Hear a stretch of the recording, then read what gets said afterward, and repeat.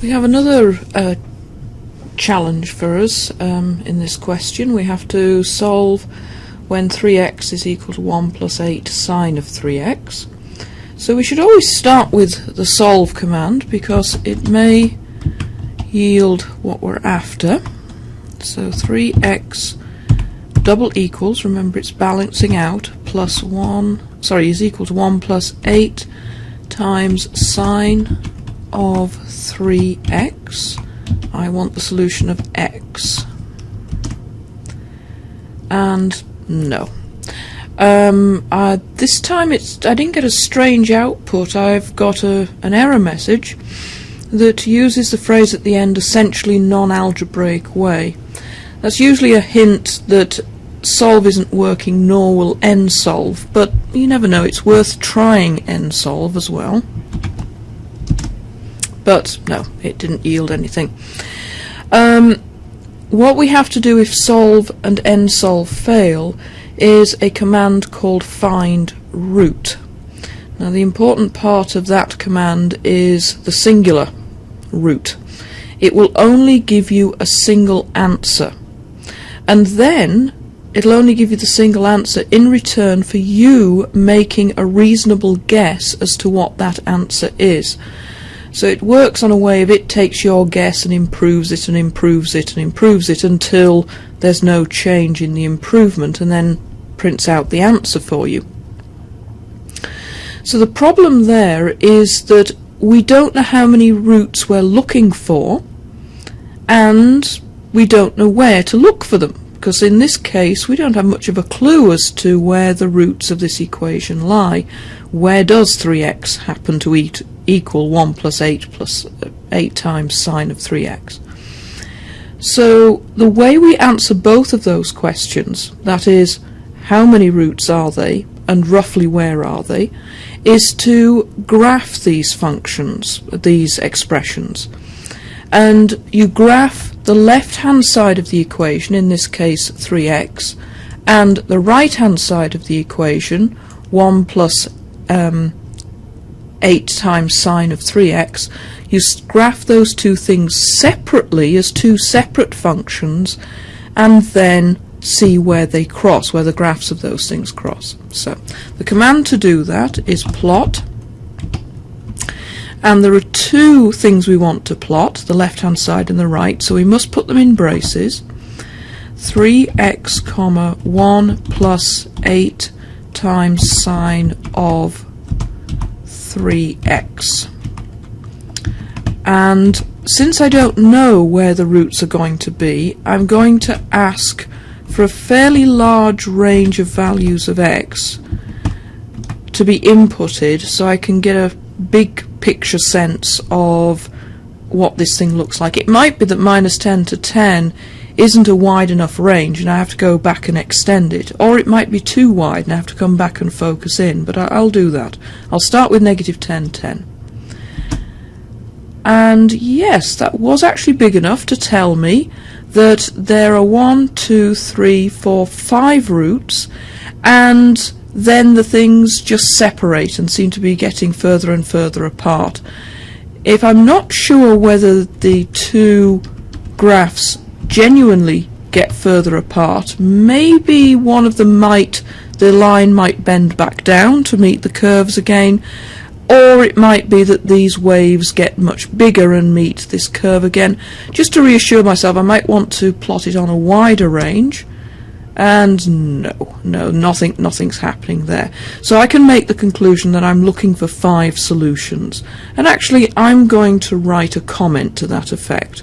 I'm going to press the keys Alt, keeping the Alt pressed down, and then tap the 7 key to convert the line into text. That's the shortcut equivalent to clicking on Format, Style and Text. Okay. As I said, you either go through the menu options or do Alt 7. Now the message I'm going to give my reader is there are 5 roots, or 5 solutions, let's say solutions, 5 solutions to this equation. Okay, and so now my task is to find those 5 with the help of find root. So I'm going to have to come up with reasonable guesses. So what I'm going to do is copy this plot command and focus in on these 2 answers in the negative region, just close enough so I can get a rough idea as to where they are. So copy, and I would say they're somewhere between -3 and 0. Those 2, that is, the 2 on the left. And yes, I can see both of them there, and in fact I'd get a perfectly good view if I did -1.2 to 0. There we go. I can see them very clearly now. And so I'm ready to use the find root. And to use find root, I say find root, and then the equation again, 3x double equals still 1 plus 8 times sine of 3x. And then I put a comma, and then in braces I put x, comma, and then I put my guess. So the most left-hand root is this one here, and it seems to be roughly round about -0.9. So I'm going to type in -0.9 and shift enter, and there we are. It wasn't at 0.9, it was at -0.88854. So we have that root. Now let's go on the next one from the left, and that seems to be at about 0.01, -0.01 that is. So I'm just going to copy that command and paste it and say that this is 0.01. And, oh, there it is. It wasn't at 0.01, it was at 0.04. -0.04.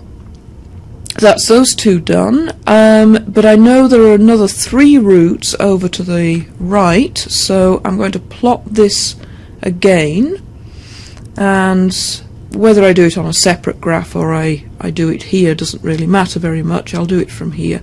I'll go from 0 up to, going back up to the big graph. Those roots seem to end round about 4, so I'll say 4. And yes, I've captured them all. And not sure about these, but I'd say maybe 2.5 and 3. And this one is round, well, actually looks pretty close to 1. So there's a root close to 1.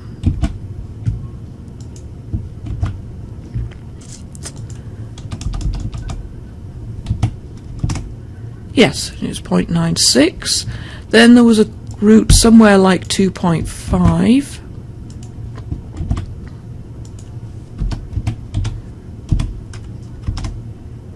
Yeah, 2.38, that's good. And then the other one was close to 3.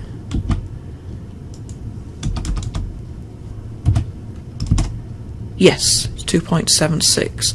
And there we have it. We have the 5 answers that we saw existed, and so I'm ready to write a conclusion. To write a comment, I'm going to do Alt-7 again. The 5 solutions are, and I'm just going to paste these numbers in. I could paste in the whole of the bracketed arrow thing there, or I could just paste in the numbers. Doesn't matter which way you do it. That might be an idea to be consistent. Once you've started doing it one way, stick to that method of doing it. And the 0.9.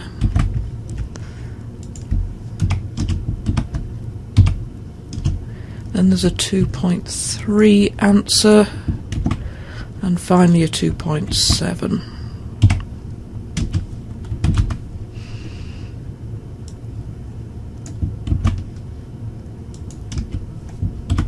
And there we have a conclusion written. We've solved it.